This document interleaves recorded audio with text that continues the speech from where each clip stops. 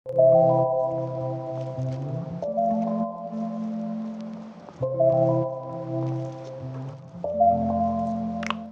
ay nandito sa dorm ng mga kababaihan dito sa PRM.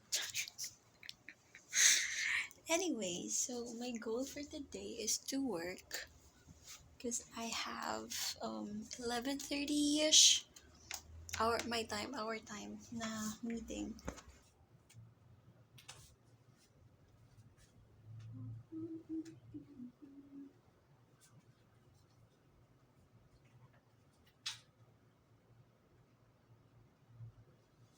Ano to? Akit na ako. Kailangan ko umakyat. Yeah.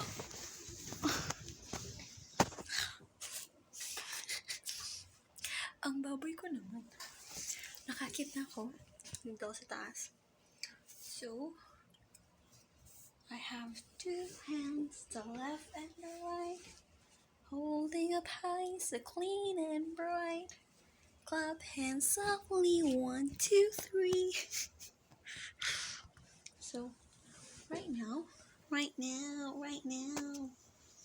doon ako sa may gilid, sa may dulo pa, kasi naka-charge yung laptop ko. I have to work, bro. Or else, wala tayong pera.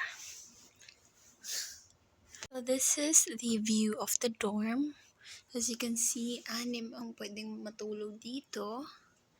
But you can still put mattresses here if you'd like to.